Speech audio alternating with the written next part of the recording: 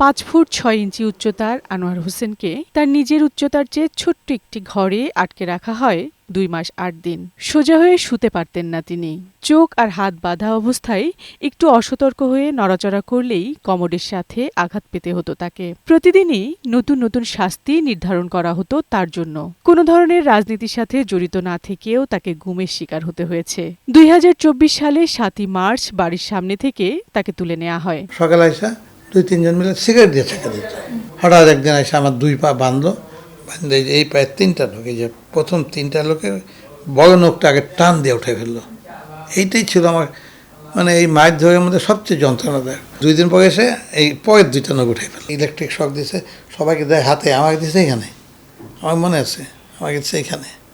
তারপর আমাকে চুল ধরছে, ধরে কি দেয়ালের মধ্যে মারছে না বাড়ি দিছে জানি না, এই জায়গাটা লাগছে খুব জোরে, আমার জ্ঞান হারার মতো হয়ে গেছিলাম। লাস্ট যে সাজাটা আমাকে দিয়েছিল আসার আগে, এই রশি দিয়ে 2 হাত বেঁধে উপরে উঠাই নিল 15 ফুট, আমার হিসাব আছে 15 ফুটে ঝুলাইলো 5 ফুট, তাহলে নিচে আর 10 ফুট থাকে, ছেড়ে দিচ্ছে আমাকে ফ্লোরে পড়ছি।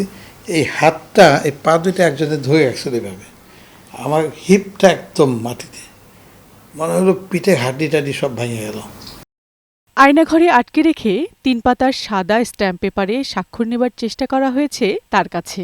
স্বাক্ষর না দিলে মেরে ফেলে অ্যাসিড দিয়ে লাশ পুড়িয়ে দেওয়ার হুমকি দেয়া হতো। নিয়ে গেল একটা ঘরে, 2-1 কথা বলছে খুব আস্তে আস্তে, ওই ইকোটা হচ্ছে, আমি বলছি যে ঘরটা বড়, বসার জায়গায় আমি বসলাম। গলায় যখন কথা বলছে আমার একদম মনে হচ্ছে এটা জিয়াউল হাসানের কথা। তা আমাকে খুব ভালো মানে প্রথমে জিজ্ঞাসা করলো পরে কোথায় বাচ্চা, শুভ বাচ্চা, এটার মধ্যে তো আগে একবার সই করেছে না, এখন সই কর, ওই সাদা কাগজ 3টা, চোখ তো বন্ধ। আমাকে আগে একবার মারলেন ধরলেন, সই করিনি, আমি করবো না, তুমি মারবেন, ক্রস ফায়ার ভয় দেয়, নিয়ে গুলি করে মারা ফেললাম, ফালান।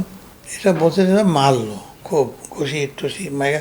ওই জিয়াউল হাসানের 3-4টাই কথা বললো, খালি উঠার সময় বলে গেল সইটা করলে ভালো করতেন। খালেদা জিয়া সইটা করি নাই, প্রথমবার আমাকে আটকায় পিটাইছে, পরের বারও খুব ইনসিস্ট করছে, আমাকে এই কথা বলছে যে আপনি বেগম খালেদা জিয়ার নামে বাদী হয়ে মামলা দিবেন। তুলে নেবার পর পরিবারকেও কাউকে না জানানোর হুমকি দেয়া হয়। গুম থেকে ফিরে এসেও থানায় জিডি করতে দেয়া হয়নি আনোয়ার হোসেনকে। ধানমন্ডি থানায় ঢুকলাম, দেখি একটা লোক একটা অটোমেটিক ওয়েপেন নিয়ে আর একটা সাব ইন্সপেক্টর আমাকে রিক্সা থেকে নামাই দিয়ে, আপনি কোথায় যাবেন? আমি তো একটা জিডি করবো, আমাকে কিছু লোক ধরে নিয়ে গেছিলো, 2 মাস পরে থাকছে, এটা জিডি করতে আসছি।